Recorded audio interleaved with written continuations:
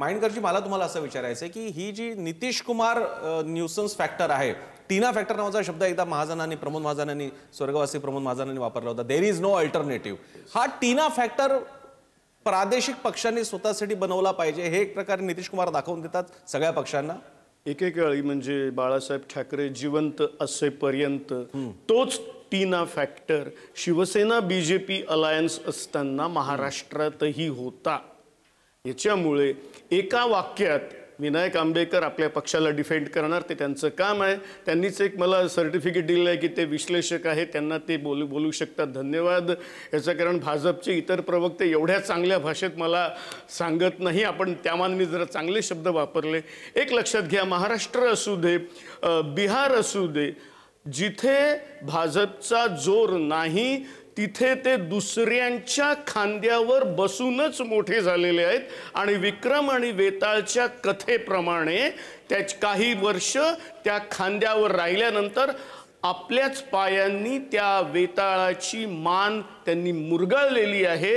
जे पंजाबमध्ये वेगळ्या प्रकारे केलेलं आहे, जे दिल्लीत झालेलं आहे, जे महाराष्ट्रात सुद्धा केलेलं आहे शिवसेनेचं, आता ती वेळ अजून तरी बिहारची आलेली नाहीये.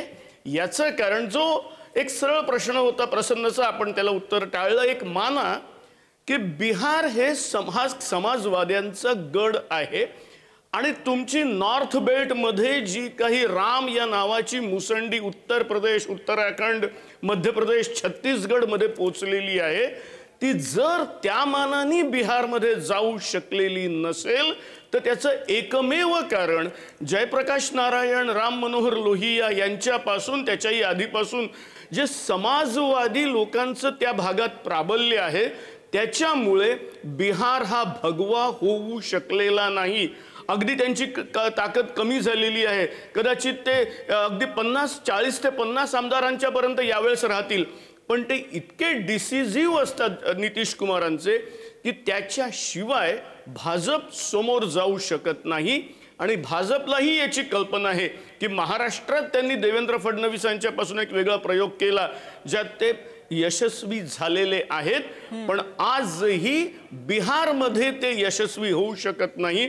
म्हणून जे आपल्या अनालिसिस मध्ये आलं की स्मृतीभ्रंश झाला आहे की काय असं वाटेल, अशा प्रकारचे नितीश कुमार भाजप आजही डोक्यावर घेऊ नये. याचं कारण त्यांना कल्पना आहे की जो जातीयवाद नको म्हणून तुम्ही तेजस्वी यादव पासून सर्वांचं नाव घेता. अरे पण जेव्हा तुम्ही सम्राट चौधरी, प्रेमा खांडू यांच्या जाती सांगता अगदी ऑन एअर, तेव्हा तुम्ही सुद्धा तोच जातीयवाद करत आहात. तुम्ही सुद्धा क्वालिटी म्हणून बोलू शकत नाही. तुम्ही पण तोच मार्ग अंगीकारत आहात जो मार्ग तुमच्या दृष्टीने इतरांनी केला.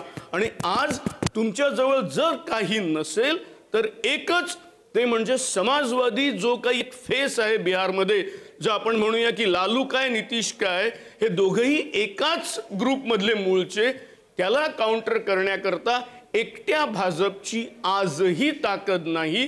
त्याच्यामुळे तुम्हाला तो चेहरा आपल्या डोक्यावर घेऊन, जसं 1989 पासून ते 2012 पर्यंत बाळासाहेब ठाकरेंना डोक्यावर घेऊन महाराष्ट्रात भाजप उभी राहिली, तसा तुम्हाला तो चेहरा हा आपल्या डोक्यावर घेणं आवश्यक आहे.